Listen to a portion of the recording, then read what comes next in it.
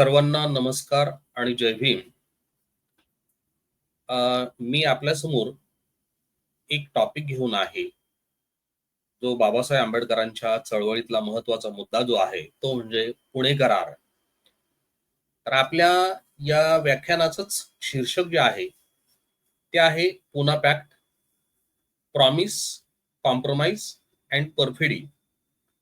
आणि या पुणे कराराचा जो आपण विभागलेला आहे, हा जो व्याख्यानाचा विषय आहे, तो आपण साधारणतः त्याचे 3 पार्ट केलेले आहे, परंतु व्याख्यान आपण साधारणतः 2 भागामध्ये विभागूया, जेणेकरून त्याचं बऱ्यापैकी आपल्याला माहिती मिळेल. कारण नुसतं वरवर बोलण्यापेक्षा त्याचं रिसर्चच्या संशोधनाच्या दृष्टीनं कशा पद्धतीनं या ठिकाणी सादरीकरण आहे, ते आपल्याला या ठिकाणी कळेल.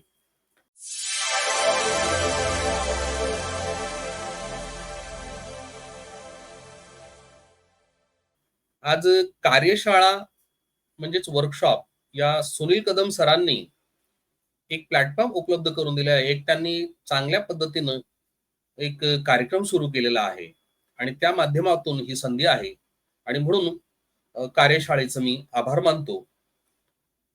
मला वाटतं माझी ओळख दिसतेच आहे, कृष्णा गायकवाड, डॉक्टर कृष्णा गायकवाड. मी एलजेएनजे महिला महाविद्यालय affiliated to SNDT women's university Mumbai येथील महाविद्यालयामध्ये असोसिएट प्रोफेसर आहे हिस्ट्रीमध्ये.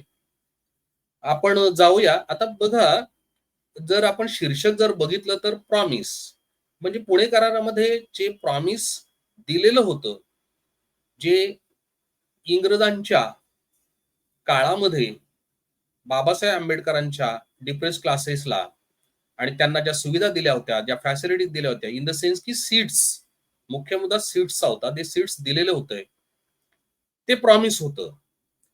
परंतु गांधीजींनी उपोषण सुरू केल्यामुळे बाबासाहेबांना त्या प्रॉमिसला कॉम्प्रोमाइज करावं लागलं आणि कॉम्प्रोमाइज केल्यानंतर पुणे करार झाला आणि पुणे करार झाल्याच्या नंतर काँग्रेसने आणि गांधीजींनी कशा प्रकारे ती फसवणूक केलेली आहे, त्याला आपण परफिडी शब्द वापरलेला आहे.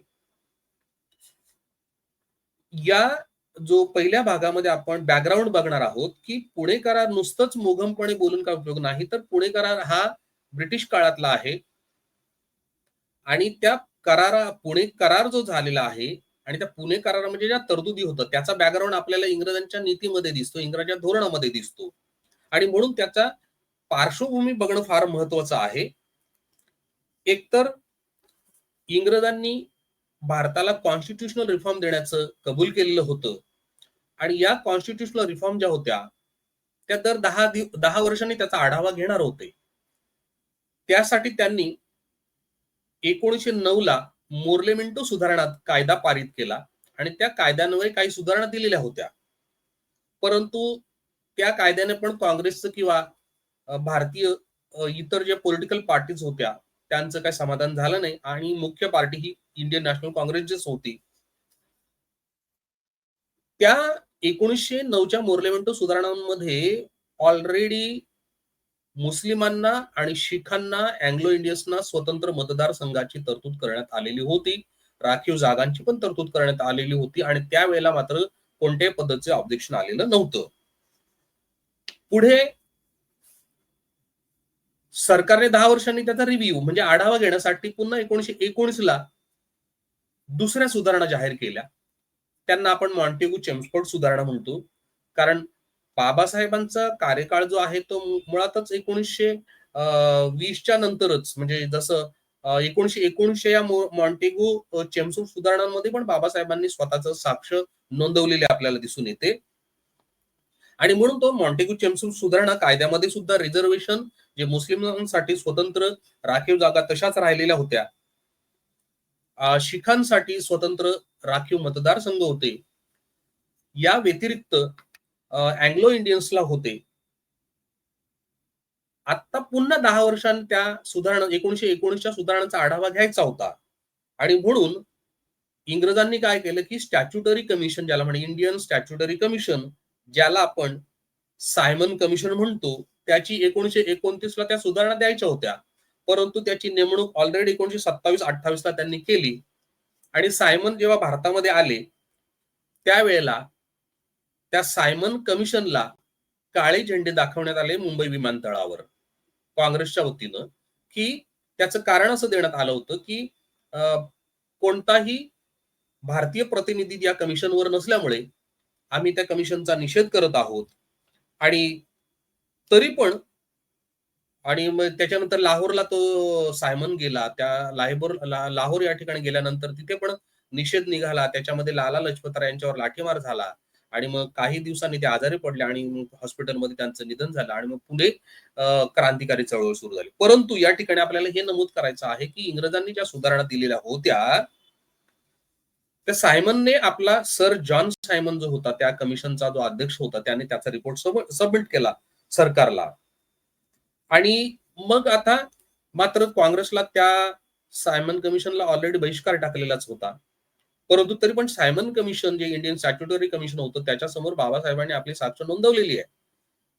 आणि बाबासाहेब हे BLC बॉम्बे लेजिस्लेटिव्ह काउन्सिलच्या माध्यमातून त्या ठिकाणी साक्ष द्यायला गेलेले होते. इतर पण भारतीय नेते होते आणि म्हणून बाबासाहेब आंबेडकर डिप्रेस क्लासेसच्या वतीनं किंवा जे अनटचेबल कम्युनिटीच्या वतीनं सायमन कमिशनच्या समोर गेलेले होते. आणि त्यामुळे या ज्या सुधारणा होत्या त्या इंग्रजांनी देण्याचं ठरवलं, परंतु काँग्रेसने मात्र त्या सुधारणा स्वीकारल्या नाहीत. मग इंग्रजांनी एक सोल्युशन दिलं, की यासाठी राउंड टेबल कॉन्फरन्स जी लंडनमध्ये आयोजित करावी लागेल आणि तुम्ही त्या ठिकाणी यायचंय. सगळे भारतीय प्रतिनिधींना नॉमिनेट केले. काँग्रेसच्या पण प्रतिनिधींना नॉमिनेट केलेलं होतं, परंतु गांधीजींनी आणि काँग्रेसने बहिष्कार टाकलेला होता. कारण काँग्रेसचं असं म्हणणं होतं, की आम्हाला पूर्ण स्वराज्य मिळावं. आता पूर्ण स्वराज्य मिळावं म्हणजे काय? की वसाहती अंतर्गत लक्षात घ्या. मी दिल्लीला आर्काइव्हमध्ये, नॅशनल आर्काइव्हमध्ये बसलेलो असताना, म्हणजे आम्ही JNU मध्ये जेव्हा रिफ्रेशर कोर्ससाठी गेलो होतो आणि त्यावेळेला आम्ही नॅशनल आर्काइव्हमध्ये बसत होतो. माझ्या सोबत डॉक्टर प्रदीप वाघमारे पण असायचे. आमचा 4 आठवड्याचा रिफ्रेशर कोर्स होता हिस्ट्रीचा JNU मध्ये. तेव्हा आम्ही दररोज 8 वाजेपर्यंत आर्काइव्हमध्ये बसवतो. त्या ठिकाणी मला भारतीय राष्ट्रीय काँग्रेसचे प्रोसिडिंग्स ओरिजिनल मिळाल्या आणि ते ओरिजिनल प्रोसिडिंग मध्ये असं दिसले असताना, की जी काही काँग्रेसची मागणी असायची ती पूर्ण स्वराज्याची नव्हतीच मुळात. आणि 1930चा आता आपण बोलतोय, की राऊंड टेबल ज्या कॉन्फरन्सेस, गोलमेज परिषदा ज्या लंडनमध्ये घेण्यात आल्या, त्या ठिकाणी जी काँग्रेसची प्रोसिडिंग होते त्याच्यामध्ये असं दिसतं, की ओरिजिनल काँग्रेसची मागणी होती ब्रिटिशांनी पूर्णपणे निघून जावं अशी अजिबातच नव्हती. म्हणजे ज्याला राष्ट्रवाद म्हणतो आपण, किंवा ते तसं तिथे त्या ठिकाणी तेव्हापर्यंत पण दिसत नव्हतं. वसाहती अंतर्गत स्वराज्य मिळावं अशी त्यांची मागणी होती आणि ती साधारणतः 1900 नेहरू रिपोर्ट ज्याला म्हणतो, 1929ला त्यांनी तो सबमिट केला होता आणि त्यांना इंग्रज सरकारला 1 वर्ष दिलं होतं आणि 1 वर्ष दिल्याच्या नंतर मागण्या मान्य झाल्या नाही तर अल्टिमेटम दिला होता, की तर आम्ही आमचा पूर्ण पूर्ण स्वराज्य आम्ही घोषित करू. आणि त्या दृष्टीनं इंग्रजांनी काही लक्ष दिलं नाही. 1 वर्ष उलटून गेलं आणि 26 जानेवारी 1930ला काँग्रेसने पहिला स्वराज्य दिन साजरा केला. कदाचित तोच पुढे 26 जानेवारी 1950ला आपल्याला प्रजासत्ताक दिनासाठी ती तारीख घेण्यात आलेली आहे, असं आपल्याला नमूद या ठिकाणी करावंसं वाटतं. आता जी बाबासाहेब आंबेडकरांच्या पुणेकराची पार्श्वभूमी बघत आहोत, म्हणजे असं मोघमपणे आपण पुढे जाऊ शकत नाही. तर ही बॅकग्राऊंड आपल्याला बघणं गरजेचं आहे. पुणेकरार होण्यामागे कोणती पार्श्वभूमी होती, कोणतं ऐतिहासिक घटना कारणीभूत होत्या. तर राऊंड टेबल कॉन्फरन्सच्या ज्या घटना होत्या, राऊंड टेबल कॉन्फरन्सेस मध्ये, गोलमेज परिषदेमध्ये जी चर्चा झाली, तो खरा या पुणे कराराचा बॅकग्राऊंड आपल्याला या ठिकाणी नमूद करावासा वाटतो. आता ही जी पहिली जी राऊंड टेबल कॉन्फरन्सेस होती, ती साधारणतः 12 नोव्हेंबर 1930 ते 19 जानेवारी 1931 या दरम्यान चालू होती लंडनमध्ये.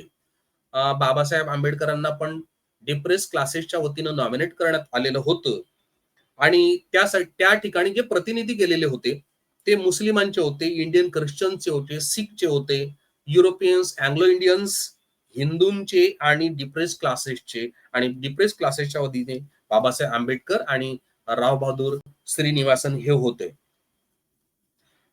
या ठिकाणी बाबासाहेब आंबेडकरांच्या ज्या मागण्या होत्या त्या मुळात बाबासाहेब आंबेडकरांनी आधी स्टडी केला होता आणि त्या स्टडीनुसार त्यांनी ऑलरेडी आमच्या मागण्यांचा एक ढाचा म्हणजे डिप्रेस क्लासेसच्या वतीनं जो ढाचा त्या ठिकाणी त्यांनी दिलेला होता आणि तो ढाचा काय होता तर त्या मागण्या काय होत्या तर इक्वॅलिटी ऑफ सिटिझनशिप मिळाली पाहिजे. आता लक्षात घ्या इक्वॅलिटी ऑफ सिटिझनशिप ही मागणी काही फक्त डिप्रेस क्लासेस साठी नव्हती तर ती ऑल इंडिया साठी होती. त्याच्यानंतर enjoyment of equal rights in case of social boycott ही एक मागणी होती. Protection from discrimination in legislature and executive bodies जे आम्हाला हवं आहे. Representation in legislation and execution should be given to adult suffrage म्हणजे बाय ऍडल्ट सफरेज आम्हाला प्रौढ मतदानाचा अधिकार सुद्धा असला पाहिजे. एक या ठिकाणी नमूद करावीशी गोष्ट आहे की बाबासाहेब आंबेडकरांनी ऑलरेडी BLC बॉम्बे लेजिस्लेटिव्ह काउन्सिलमध्ये ऍडल्ट सफरेजचा मुद्दा मांडलेला होता. सर्व भारतीयांना जे प्रौढ मतदार आहेत किंवा प्रौढ नागरिक आहेत त्यांना मतदानाचा अधिकार मिळाला पाहिजे ही त्यांनी मागणी ब्रिटिशांच्या समोर केलेली आपल्याला दिसून येते. कारण त्याच्या आधी जो मतदानाचा अधिकार होता तो केवळ इन्कम टॅक्स भरणाऱ्यांनाच दिला जात होता. मग कल्पना करा की इन्कम टॅक्स कोण भरतं श्रीमंत लोक आणि श्रीमंत लोकांनाच मतदानाचा अधिकार मिळत होता. आणि मग लक्षात घ्या मग कोणता वर्ग तो श्रीमंत होता याच्यावर आपण अंदाज बांधू शकता. परंतु या ठिकाणी बाबासाहेबांची लंडनमध्ये ऑलरेडी जी मागणींचा मसुदा त्यांनी सादर केलेला होता तो हा होता की त्या ठिकाणी ऍडल्ट सफरेज सुद्धा सर्वांना मिळाला पाहिजे ही मागणी त्यांची होती. सफिशियंट प्रोव्हिजन म्हणजे ज्या गव्हर्नमेंटच्या सर्व्हिसेस आहेत त्याच्यामध्ये सुद्धा आमचे जे डिझर्विंग कॅन्डिडेट असतील त्यांना पुरेसं प्रतिनिधित्व मिळालं पाहिजे. या व्यतिरिक्त जे डिप्रेस क्लासेसवर अनटचेबल्स कम्युनिटीवर आमच्या वर्गावर जो अन्याय अत्याचार केले जातात त्यासाठी ॲपिलेट अथॉरिटी सुद्धा असायला पाहिजे. त्याच्या व्यतिरिक्त सोशल जस्टिस डिपार्टमेंट बाबासाहेब तेव्हाच म्हणताय सोशल जस्टिस जे आजही आहे ना ते डिपार्टमेंटची मागणी बाबासाहेब आंबेडकर गोलमेज परिषदेमध्येच करत आहेत. आणि governor of India governor general कारण गव्हर्नर हे प्रांतांमध्ये असायचे आणि गव्हर्नर जनरल हा केंद्रामध्ये असायचा. गव्हर्नर जनरल इन काउन्सिल म्हणजे त्याचं ते मिनिस्ट्री असेल त्याच्यामध्ये सुद्धा आम्हाला रिप्रेझेंटेशन मिळावं. मग प्रतिनिधित्वासाठी या बाबासाहेबांच्या ऑलरेडी म्हणजे बाबासाहेब आंबेडकर गोलमेज परिषदेला जाण्यापूर्वी पूर्णपणे स्टडी करून गेलेले होते. आता पूर्णपणे स्टडी करून गेलेले होते याच्या मागे कारण सांगतो की गांधीजी अजिबात स्टडी करून गेलेले नव्हते. हे बाबासाहेब आंबेडकर किंवा कोणी म्हटलेलं नाही त्यांच्या सहकार्याने म्हटले ते आपल्याला पुढे उद्धृत करायचं आहे.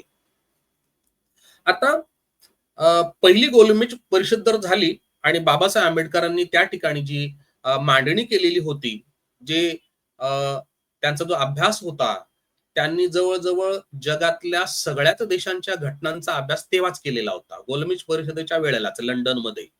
आणि म्हणून बाबासाहेब आंबेडकरांचं जे सादरीकरण त्याच्या ठिकाणी प्रेझेंटेशन झालेलं होतं इंग्लंडच्या पंतप्रधानांच्या समोर त्याच्याने इंग्लंडचे पंतप्रधान सुद्धा प्रभावित झाले की या व्यक्तीने किती अभ्यास केलेला आहे जगातल्या कॉन्स्टिट्यूशन मध्ये कोणत्या कोणत्या प्रोव्हिजन्स आहेत हे त्या ठिकाणी उद्धृत केलं. आणि लंडन मध्ये सुद्धा बाबासाहेबांनी हे सांगितलेले आहे की आम्हाला स्वराज्य पाहिजे आणि इंग्रजांनी आमच्या देशातून निघून गेलं पाहिजे त्यांच्या तोंडावर जाऊन तिथे सांगितलेलं आहे. आणि म्हणून इंग्लंड मधील वृत्तपत्रांनी बाबासाहेबांबद्दल असं म्हटलेलं आहे बातमी आली दुसऱ्या दिवशी की he is a true nationalist म्हणजे बाबासाहेबांचा नॅशनलिस्टच्या दृष्टीने पण अजून अभ्यास आहे तर ट्रू नॅशनलिस्ट म्हणून त्यांचं वर्णन केलं जातं न्यूज पेपरमध्ये तशी बातमी येते. दरम्यान काय झालं ती त्याच्यामध्ये जे सादरीकरण झालं जे मुस्लिमांच्या मागण्या असतील किंवा शिखांच्या असतील किंवा अँग्लो इंडियनच्या असतील किंवा इतर हिंदू प्रतिनिधी अजून वेगळे जात होते काँग्रेसच्या व्यतिरिक्त जात होते. दुसरी गोलमेज परिषद जी झाली ती 7 सप्टेंबर 1931 ते 1 डिसेंबर 1931. आता दुसऱ्या गोलमेज परिषदेला मात्र गांधीजी गेलेले आहे कारण त्यावेळेचे भारताचे गव्हर्नर जनरल लॉर्ड आयर्विन आणि गांधीजी यांच्यामध्ये करार झाला आणि त्याच्यानुसार गांधीजी तयार झाले जायला आणि गांधीजी तिकडे गेले. आता या ठिकाणी या सेशन म्हणजे दुसरं अधिवेशन जे गोलमेज परिषदेचं होतं, याच्यामध्ये गांधीजींनी काही गोष्टी केलेल्या आहेत. त्यांनी सादरीकरण केलं, प्रेझेंटेशन केलं. परंतु त्याच्यामध्ये काही आपल्याला पार्शालिटी दिसून येते, पक्षपातीपणा दिसून येतो. ते म्हणजे की गांधीजींनी मुस्लिम समाजाच्या म्हणजे त्यावेळेला त्यांचे जे प्रतिनिधी होते बॅरिस्टर जिना, मोहम्मद अली जिना, त्यांच्या ज्या मागण्या होत्या त्या पूर्णपणे मान्य केलेल्या होत्या.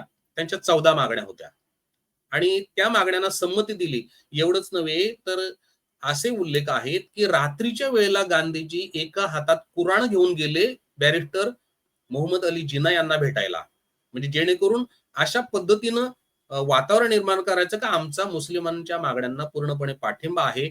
नॅचरली की जर गांधीजी मुस्लिमांच्या सर्वच्या सर्व 14 मागण्यांना पाठिंबा देत असतील, तर मग मुस्लिमांनी सुद्धा गांधीजी जे सांगतील त्या मागण्यांना पाठिंबा दिला पाहिजे आणि त्या पद्धतीनं त्यांनी सुद्धा त्या मागण्या मान्य केल्या पाहिजेत ही अपेक्षा होती. अजून एक गांधीजींचं याच्या मागे राजकारण होतं, जे धूर्त राजकारणी गांधीजी होते असं मानलं जातं. ते म्हणजे की मुस्लिमांनी बाबासाहेब आंबेडकरांच्या मागण्यांना विरोध करायला पाहिजे. ही सुद्धा गांधीजींची आतून अशा पद्धतीची अपेक्षा होती. आता बाबासाहेब आंबेडकरांनी जे देशामध्ये आपल्या पूर्णपणे जो ढाचा तयार केला होता, त्याचा एक टेबल फॉर्म माझ्याकडे होता. म्हणजे मी जेव्हा या पेपरसाठी, या अ, व्याख्यानासाठी जे संशोधन केलं किंवा त्याच्यामध्ये अजून खोलात जाऊन आपण काय बॅकग्राऊंड बघत आहोत. त्याच्यामध्ये आपल्याला असं दिसतं, की देशामध्ये केंद्रीय सरकारचे म्हणजे कायदेमंडळ ज्याला म्हणतो म्हणजे पार्लमेंट, केंद्रीय तेव्हाचं पार्लमेंट. त्याच्यामध्ये जवळ-जवळ एकूण 500 जागा होत्या. म्हणजे खासदारांच्या. आज आपण एम-पीज म्हणूया त्यांना. एम-पीज म्हणतो, ते खासदारांच्या 500 जागा होत्या. त्याच्यामध्ये डिप्रेस क्लासेससाठी जागा किती मिळायला पाहिजेत, याची मी आकडेवारी सांगतो आणि मुस्लिमांसाठी किती सीट्स मिळायला पाहिजेत, म्हणजे कितीची प्रोव्हिजन होती, त्या दृष्टीनं डिप्रेस क्लासेससाठी किती सीट्स हव्यात किंवा होत्या, हे या ठिकाणी नमूद करतोय. सेंट्रल गव्हर्नमेंटमध्ये म्हणजे कायदे मंडळामध्ये लेजिस्लेचर ज्याला आपण म्हणतो पार्लमेंटमध्ये 500 सीट्स होत्या. त्या 500 पैकी डिप्रेस क्लासेसला मिळायला पाहिजे होत्या 65 हव्या होत्या. अजिबात नव्हत्या. आणि सीट्स मुस्लिमांसाठी 167 म्हणजे बरंच अव्वाच्या सव्वा त्याच्यामध्ये प्रमाण होतं. त्याच्यानंतर त्याच्यामध्ये पण अप्पर हाऊस ज्याला आज राज्यसभा आपण म्हणतो, जे परमनंट हाऊस असतं, त्याच्यामध्ये 200 सीट पैकी 20 डिप्रेस क्लासेससाठी आणि लोअर हाऊस ज्याला आपण लोकसभा म्हणतो, त्याच्यासाठी 300 पैकी 45 सीट्स मिळायला हव्या होत्या. असायला पाहिजे अशी बाबासाहेब आंबेडकरांची मागणी होती. प्रांतांमध्ये या ठिकाणी 1, 2, 3, 4, 5, 6, 7 प्रांत दिलेले आहेत. याच्यामध्ये आसाम, बेंगॉल, बिहार, ओरिसा, मुंबई म्हणजे तेव्हाचं Bombay, CP, central concise, Madras, Punjab आणि यूपी म्हणजे सीपी म्हणजे मध्य प्रदेश थोडक्यात. तर या ठिकाणी किती सीट्स होत्या? तर आपल्याला मुंबईचं जरी उदाहरण आता आपण घेतलं, तरी मुंबईमध्ये 200 जागा प्रांतामध्ये होत्या, बॉम्बे प्रॉन्स. त्याच्यामध्ये 200 पैकी 28 जागा आपल्याला मिळायला हव्या होत्या. अशी ती मागणी होती. आता या ज्या मागण्या होत्या, यासाठी सेन्सस कोणता होता? तर 1931 चा जी सेन्सस होती, त्या 1931च्या सेन्ससनुसार या सीट्स मिळायला हव्या होत्या. गोलमेज परिषदेमध्ये जी चर्चा चालू होती, त्या चर्चेनुसार आणि जे कॉन्स्टिट्यूशनल रिफॉर्म्स नुसार ज्या मागण्या मिळायला पाहिजे त्या या होत्या. आता गांधीजींचं जेव्हा भाषण या ठिकाणी सुरू झालं ब्रिटिश पंतप्रधानांच्या समोर आणि राऊंड टेबल कॉन्फरन्समध्ये, तेव्हा गांधीजींचा असा दावा होता की भारतातल्या डिप्रेस क्लासेसची खरी प्रतिनिधी काँग्रेस आहे. बाबासाहेब आंबेडकर किंवा त्यांची कोणतीही पार्टी नाही. परंतु मग आता हे बाबासाहेब आंबेडकरच खरे डिप्रेस क्लासेसचे प्रतिनिधी आहेत, हे कसं सिद्ध व्हायचं? कारण तिकडे काँग्रेसचे मुख्य प्रतिनिधी गांधीजी त्या ठिकाणी आहेत, इतर प्रतिनिधी त्यांच्या जोडीला आहेत आणि बाबासाहेब आंबेडकर डिप्रेस क्लासेसचे प्रतिनिधी इंग्रजांनी नॉमिनेट केल्यामुळे ते गेलेले आहेत. परंतु मग बाबासाहेब आंबेडकर प्रतिनिधी आहे हे कसं सिद्ध व्हायचं? तर यासाठी मात्र जेव्हा इकडे आपले बाकीचे बाबासाहेबांचे कार्यकर्ते काम करत होते, भारतामधून तिकडे लंडनमध्ये गोलमेज परिषदेमध्ये टेलिग्राम्स गेले बाबासाहेब आंबेडकरांना, की बाबासाहेब आंबेडकर हेच खरे डिप्रेस क्लासेसचे नेते आहेत, काँग्रेस नाही. आणि या ठिकाणी एक उत्तर प्रदेशमधून एक टेलिग्राम गेलेला होता. तो या ठिकाणी नमूद करतो. तो कुठून गेला होता? कुमाऊ आणि अल्मोरा जिल्हा या ठिकाणावरून तिकडचे जे डिप्रेस क्लासेसचे प्रतिनिधी आणि अध्यक्ष होते त्यांनी टेलिग्राम केलेला होता. आणि त्यांनी मीटिंग घेतली इकडे उत्तर प्रदेशमध्ये. आणि त्या मीटिंग मध्ये त्यांचा रेझोल्युशन असा होता की this meeting declares its no confidence in the Congress movement. या आमच्या उत्तर प्रदेशमधल्या कमिटीचा काँग्रेसच्या कोणत्याही मुवमेंटवर विश्वास नाही. त्याच्यामुळे डॉक्टर बाबासाहेब आंबेडकर हेच आमचे, म्हणजे उत्तर प्रदेशमध्ये 1930-31 ची घटना आहे. त्यावेळेला सुद्धा बाबासाहेब पूर्ण भारतामध्ये पसरलेले होते. त्यांची जी चळवळ होती, त्यांची ज्या मागण्या होत्या, त्यांचं जे आंदोलन होतं ते पूर्णपणे पूर्ण भारतामध्ये पसरलेलं आपल्याला दिसून येतं. आता गांधीजींनी मग काही स्कीम डिप्रेस क्लासेससाठी दिली का? तर गांधीजींचं म्हणणं दुसरं होतं. त्यांनी असं सांगितलं की जनरल इलेक्टरेट असले पाहिजेत, म्हणजे सामान्य मतदारसंघ असला पाहिजे आणि त्यासाठी जनरल इलेक्शन घेतली पाहिजेत. त्याच्यामध्ये मात्र डिप्रेस क्लासेसला त्यांच्या प्रतिनिधींना आपण सीट्स देऊया, असं गांधीजींनी वेगळी स्कीम दिली. डिप्रेस क्लासेसचे बघा, म्हणजे गांधीजी ज्या पद्धतीनं पॉलिटिक्स खेळत होते ते या ठिकाणी तुम्हाला लगेच दिसेल की गांधीजींनी ही जेव्हा सूचना केली का, ही हा प्रस्ताव पुढे जेव्हा आणला, तेव्हा त्यांचं काय म्हणणं होतं की जनरलच्या सीटमधूनच डिप्रेस क्लासेसचा कॅन्डिडेट सीट लढवेल. आता थोडस पुणे करारामध्ये जाण्याच्या अगोदर हे सगळं त्याच्यावरच आधारित आहे. तिकडे पण आपल्याला रिझर्वेशन मिळालेलं आहे आणि जागा मिळालेल्या आहेत. त्याच्यामुळे आपल्या त्या ठिकाणी जाण्यापूर्वी या ठिकाणी आपल्याला काही गोष्टी चर्चा करणं गरजेचं आहे. म्हणून जनरल इलेक्शन मध्ये हा जो रिझर्व्हचा डिप्रेस क्लासेसचा कॅन्डिडेट तो लढेल. आणि समजा बघा त्याचा जर पराभव झाला तर काय, तर त्याने हायकोर्टामध्ये किंवा जे कॉम्पिटंट कोर्ट असेल, सुप्रीम कोर्ट असेल किंवा जे कॉम्पिटंट विचेवर इज, त्याच्यामध्ये रिट पिटिशन दाखल करायची का बाबा माझा जाती भेदावरूनच पराभव झालेला आहे. कल्पना करा, असं सिद्ध होऊ शकतो का? आजही होत नाहीये. आज तर आपण बघतोय की अनेक जण युती करून पण युती केलेल्या पण आपल्या नेत्यांना मतदान बाकीचा वर्ग करत नसताना आपण असं कसं म्हणू शकतो? म्हणजे गांधीजींनी हे सांगितलं की जनरल मधून लढा आणि समजा पराभव झाला तर तुम्ही सिद्ध करा की आमच्या कॅन्डिडेटचा पराभव हा जातीभेदामुळे झालेला आहे आणि हे काही शक्य नव्हतं. आणि मग जर आणि ते सिद्ध झालं, कोर्टाने जर तुमच्या बाजूने निर्णय दिला तर तुमची जागा तुम्हाला मिळेल आणि जो ओपनचा कॅन्डिडेट किंवा अनटचेबल कॅन्डिडेट जो आलेला आहे त्याची सीट जाईल. कल्पना करा, हे काही शक्य नव्हतं. गांधीजींनी असा प्रस्ताव दिला आणि बाबासाहेबांना तो काही मान्य नव्हता. गांधीजी आणि बाबासाहेबांमध्ये काही मूलभूत वादाचे मुद्दे होते, तात्विक मतभेद होते. त्याच्या अनुषंगाने जर बघितले तर गांधीजींच्या समोर बाबासाहेबांचे 3 प्रश्न होते. म्हणजे गांधीजींना जर हितच बघायचं असेल अनटचेबल कम्युनिटीचं किंवा डिप्रेस क्लासेसचं भारतामध्ये किंवा त्यांना अनटचेबल कम्युनिटीचे रिप्रेझेंटेटिव्ह असा दावा करायचा असेल तर बाबासाहेबांचे 3 प्रश्न होते. त्याच्यामध्ये पहिला प्रश्न गांधीजींना बाबासाहेब रेज करतात तो म्हणजे की काँग्रेसने गांधीजींना ऑथराइज केलं आहे का? तसा ठराव आहे का की गांधीजी काँग्रेसच्या वतीनं डिप्रेस क्लासेसचे नेते म्हणून या ठिकाणी दावा करत आहेत? मग असं असेल तर मग तसा ठराव आहे का?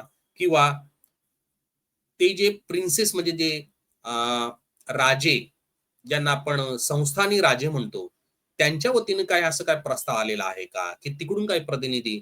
मग गांधीजी असा कसा दावा करू शकतात जर काँग्रेसने पण नॉमिनेट केलेलं नाहीये, त्यांचा रेझोल्युशन पण नाहीये, ठराव पण पास नाहीये, तरी पण गांधीजी दावा करत आहेत? तर याबद्दलचा खरा प्रश्न आहे की whether it has happen or not. दुसरा प्रश्न गांधीजींना तो कॉन्फिडंटच केला बाबासाहेब आंबेडकरांनी की how he could approve indirect election.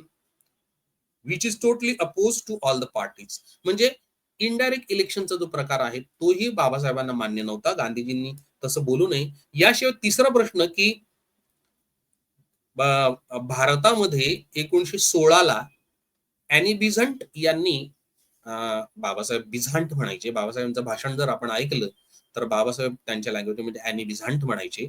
तर त्या अॅनी बिझांट यांनी होम रूल चळवळ सुरू केलेली होती आणि तेव्हा मात्र काँग्रेसने हा जो ठराव होता हा रिजेक्ट केलेला होता. मग आताच कसा काय बाहेर आला?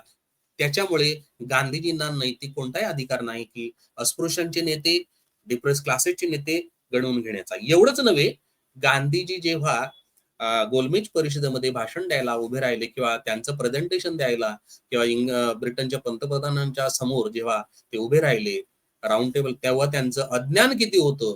तर या ठिकाणी बाबासाहेब आंबेडकर म्हणाले नाहीत किंवा कोणी म्हणाले, त्यांचेच काही नेते या ठिकाणी मी उद्धृत करतो 2 वचनं. एक आहे सर चिमनलाल सेटलवाड, जे त्यांचे सहकारी होते पूर्वी.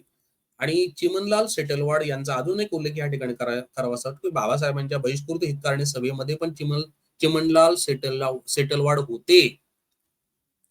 येऊन नव्हे, ते अध्यक्षच होते. चिमनलाल सेटलवाड काय म्हणाले, गांधीजी तुम्ही 1919च्या कायद्याच्या तरतुदींचा अजिबात अभ्यास केलेला नाही.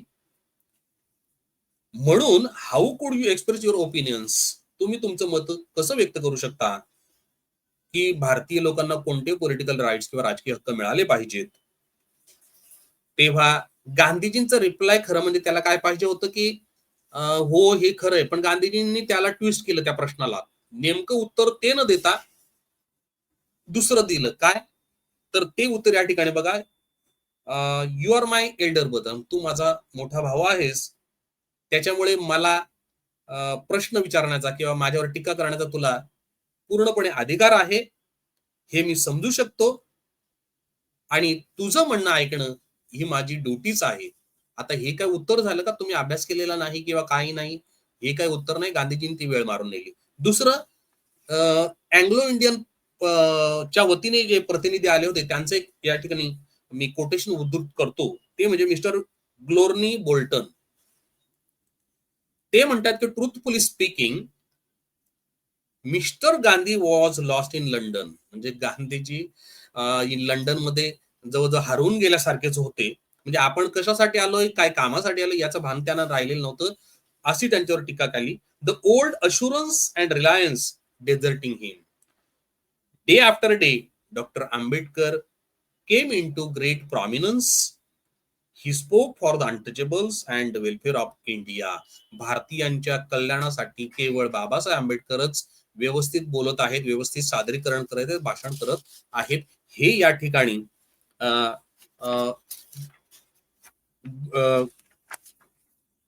ग्लोर्नी बोल्टन यांनी म्हटलेलं आहे. म्हणजे यावरून आपल्याला कळतं की गांधीजींनी कशा पद्धतीनं कुठलंही अभ्यास न करता त्या ठिकाणी ते गेलेले होते.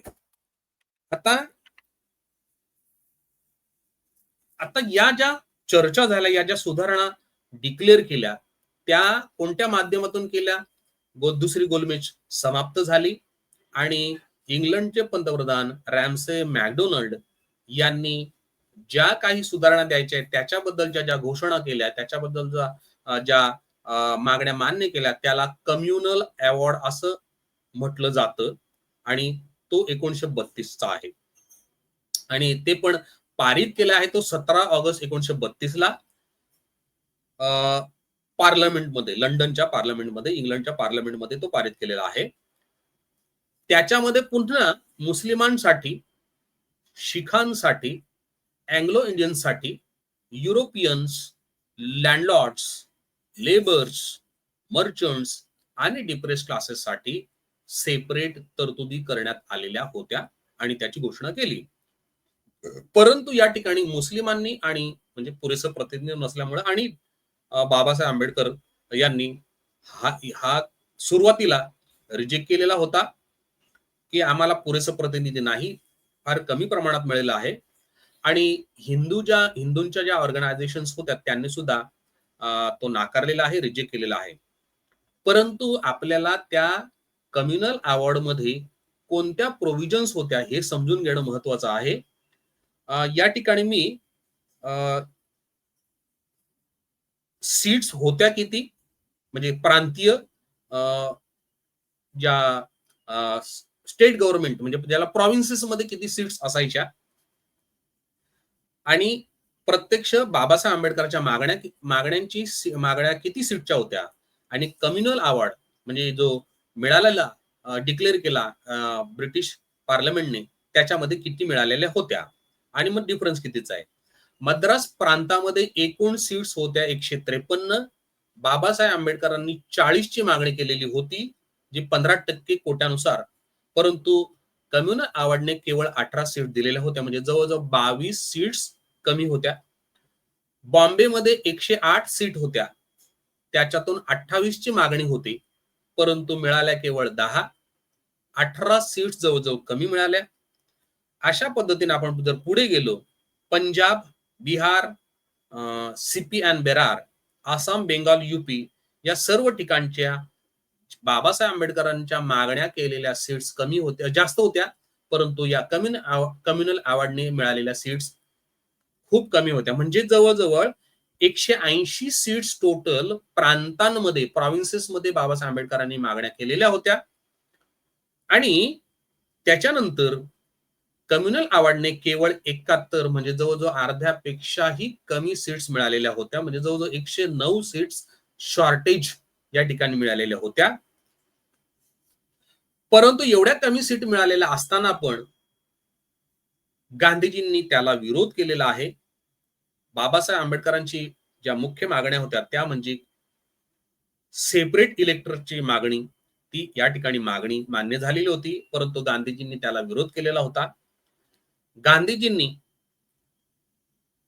Secretary for state for India, जे लंडनमध्ये भारताच्या वतीने गव्हर्नर जनरलच्या नंतरचा ऑफिसर, जो लंडनच्या पार्लमेंटमध्ये कॅबिनेट मिनिस्टर असायचा, भारताच्या सर्व ज्या काही मागण्या असतील, घडामोडी असतील, तो पार्लमेंटला सांगायचा, त्याला secretary for state for India ही एक पोझिशन निर्माण केलेली होती, तो सांगायचा. मग त्यांनी सांगितलं की अशा अशा पद्धतीनं, त्यालाच गांधीजींनी पत्र लिहिलं, त्याचं नाव होतं सर सॅम्युअल होर. आणि मग त्यांनी इंग्लंडच्या पंतप्रधानाला सांगितलं की रॅमसे मॅकडोनाल्ड यांना, आणि 11 मार्चला जे पत्र गेलेलं होतं त्याच्यामध्ये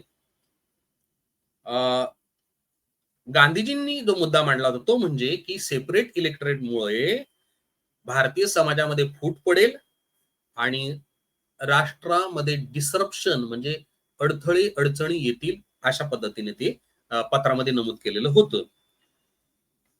गांधीजींनी केवळ सॅम्युअल होर यांनाच पत्र पाठवलं नाही, त्यांनी पंतप्रधानांना पण दुसरं पत्र पाठवलं 20 सप्टेंबर 1932 ला, आणि सांगितलं की मी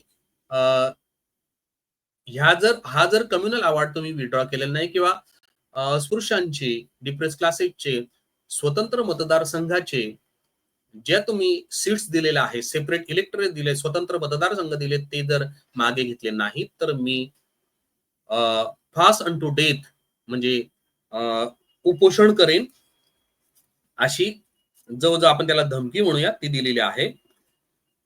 या गांधीजींच्या पत्राला रॅमसे मॅकडोनाल्ड यांनी दिलेलं उत्तर फार महत्वाचं आहे, आणि ते काय म्हणतात, Gandhiji, as I understand your attitude, you propose to secure that the depressed classes should have joint electorates with other Hindus who admittedly suffer from terrible disabilities today. आज अस्पृश्य समाज, जो डिप्रेस क्लासेस, जाती भेदामुळे जो सफर होत आहे, तरी पण त्याला पण तुम्ही जॉईंट इलेक्टरेट्स मध्ये घेता, संयुक्त मतदारसंघामध्ये घेता, जनरल मध्ये घेता, हे काही पटण्यासारखं नाही. हा काय तुमचा अटिट्यूड मला मान्य नाही, ते समजू शकतो मी.